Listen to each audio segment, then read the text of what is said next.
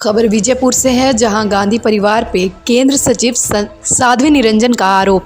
विजयपुर नागतान मत क्षेत्र महिला समावेश के अवसर पे केंद्र सचिव साध्वी निरंजन ने राहुल गांधी और उनके परिवार पे आरोप लगाते हुए कहा है कि कांग्रेस पार्टी वाले वादे करके भूल जाते हैं और राहुल गांधी को प्रधानमंत्री नरेंद्र मोदी जी से माफी मांगनी चाहिए। हमारे प्रधानमंत्री जी का विदेश में जाकर उनके खिलाफ बात की है। राहुल गांधी ने प्रधानमंत्री का अपमान किया है। बीजापुर में महिला मोर्चा द्वारा आयोजित कार्यक्रम में आई हूँ और ये कार्यक्रम देख करके जो जिले का कार्यक्रम कहीं कहीं इतना बड़ा कार्यक्रम प्रदेश का होता है, मैं यहाँ लोगों के अंदर उत्साह देख रही हूँ। महिलाएं जिस जोश खरोश से इस कार्यक्रम में आई हैं। हमारी सरकार पुनः बनने जा रही है, केंद्र में है, प्रदेश में भी बनेगी। कांग्रेस का पूरे देश से सफाया होगा। राहुल गांधी का जो बयान है, देश का सर नीचा करने का बयान है, देश को शर्मसार करने वाला बयान है। राहुल गांधी को इस तरह का बयान देश से बाहर नहीं करना चाहिए, माफ़ी मांगना चाहिए। देश के लोगों का अपमान किया है, देश के संविधान का अपमान किया है। ये राहुल गांधी और कांग्रेस पर कोई भरोसा नहीं कर रहा है, उन्हें आगे करेगा। इस कार्यक्रम में शिरकत करने आई हूँ और मैं उत्साह देख रही हूँ। कल बेंगलोर में थी और आज दिल्ली में उतर करके जब से लगातार मातृशक्ति के द्वारा स्वागत सम्मान हो रहा है। मैं पिछले भी यहाँ चुनाव में आई थी। मैं एक अलग ढंग का बैनर भी यहाँ देख रही हूँ जिसमें कांग्रेस ने महिलाओं को 2000 रुपया देने का वादा किया है। शायद कांग्रेस अपने वादा करके भूलने की आदत पड़ी हुई है। राजस्थान में राहुल गांधी ने कहा था कि जैसे ही पहली कैबिनेट बैठेगी हम पूरे किसानों का कर्जा माफ़ कर देंगे। 5 साल होने जा रहा है, एक भी किसान का कर्जा माफ़ नहीं हुआ।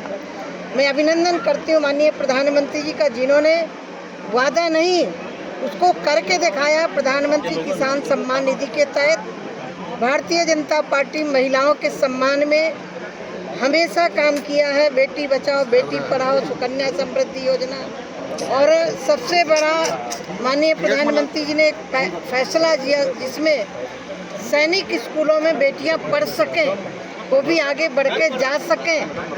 मैं आज कर्नाटक के अंदर एक नया होल्डिंग देख रही हूँ तो मुझे बड़ा आश्चर्य हो रहा है। ये वही कांग्रेस है। छत्तीसगढ़ में भारत के यशस्वी प्रधानमंत्री जी ने गरीबों को प्रधानमंत्री आवास देने की घोषणा की और दे भी रहे हैं। और उनकी जहाँ जहाँ सरकारें हैं प्रधानमंत्री आवास देने में जो उनका शेयर है वो कह रहे हैं हम नहीं दे पाएंगे। ये है कांग्रेस का असली चेहरा। नारा लगा करके चुनाव जीतना कांग्रेस की आदत है। अब देश की जनता जी कहीं ना कहीं एक सवाल, जो विजयपुर के जो एमएलए हैं कहीं ना कहीं हिंदुत्व के नाम पर धर्म को बांटने का काम कर रहे हैं, ऐसा आरोप आ रहा है। देखिए, हमने बांटने का काम नहीं किया। यदि बांटने का काम किया होता तो आपके एमएलए कहते हैं कि मुस्लिम को वोट नहीं चाहिए, मेरी बात सुनिए। यदि बांटने का काम किया होता तो हमने आवास सबको दिया है, हिंदू हो मुसलमान हो कोई भी हो, आवास हमने सबको दिया, गैस चूल्हा सबको दिया, किसान सम्मान निधि का पैसा सबके पास जा रहा है। मैं इतना ही कह सकती हूँ।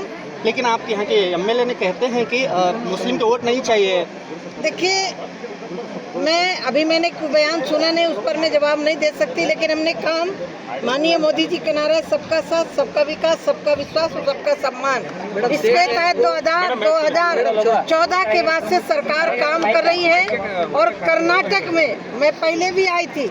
आज सड़कों का यहाँ कर्नाटक के अंदर जाल बिछा हुआ है जो आपको दिखाई भी पड़ रहा है, आप चल भी रहे हैं। और स्टेट में कितने लोगों को, महिलाओं को टिकट देगी?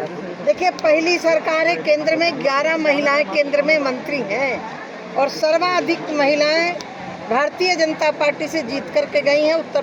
यहाँ कर्नाटक में भी महिलाओं को महत्व दिया जाएगा क्योंकि आधी आबादी महिलाओं की है। महिलाओं के लिए उतनी हमारी भारतीय जनता पार्टी संगठन से लेकर के सरकार तक बराबर का फैसला दे रही है। आपके ही प्रदेश से भी मंत्री एक महिला है केंद्र में, और नॉर्थ ईस्ट से भी ऐसा कोई स्टेट नहीं बचा जिस एरिया से समाज की महिलाएं भारत सरकार में। राहुल गांधी और विदेश में देखिए, दुर्भाग्य इस देश का। घर की बात घर में करनी चाहिए, पार्लियामेंट में करना चाहिए। मोदी जी को इशू को लेकर के घेरना चाहिए। लेकिन विदेश में जाकर के जिस तरह से राहुल गांधी ने कानून की धज्जियां उड़ाई हैं, कह रहे लोकतंत्र खतरे में। राहुल गांधी से मैं पूछना चाहती हूँ, जब इमरजेंसी तुम्हारी दादी ने लगाया था तब क्या था? तब क्या लोकतंत्र नहीं खत्म हुआ था? जब साधु संतों पर गोरक्षा आंदोलन लेकर के संत गए थे पार्लियामेंट के लिए, तब सोनिया यही राहुल गांधी की दादी ने गोलियां चलवाई थी, तब लोकतंत्र कहाँ गया था? 84 में जिस तरह से सिखों का कत्लेआम हुआ था, तब लोकतंत्र कहाँ था? उसकी भी बात कम से कम कर लेते। लेकिन दुर्भाग्य इस देश के अंदर आकर के बोले, सदन में बहस करें, लेकिन विदेश की धरती में जाकर के भारत का अपमान करना, भारत के लोकतंत्र का अपमान करना, राहुल गांधी को माफी मांगना ही पड़ेगा। खड़गे जी बोलते हैं मोदी जी अपमान कर रहे हैं। मोदी जी अपमान नहीं कर रहे, सीधे कांग्रेस की एक आदत सी पड़ गई है मोदी जी को लेकर के, मोदी जी की माँ को लेकर के, जो मोदी जी के पिता नहीं है उनको लेकर के एक तरह से कांग्रेस टारगेट किए हुए है, क्योंकि कांग्रेस खत्म होती चली जा रही। मैं जिस प्रदेश से आती हूँ उस प्रदेश में एक सांसद कांग्रेस का है, सबसे बड़ा प्रदेश है, और 1-2 विधायक अकेले चुने गए हैं। 403 विधायकों में कांग्रेस पूरी तरह खत्म हो रही है। कांग्रेस अपना अस्तित्व बचाने के लिए जिस हद तक जा सकती है जाने की कोशिश कर रही है। ये देश की जनता मोदी जी के साथ यूपी में जैसे बुलडोजर चल रहे हैं, कर्नाटक में कब चलेंगे? यहाँ पर अभी क्राइम ज्यादा है। चिंता मत करिएगा। विजयपुर से bureau report, TV1 India news.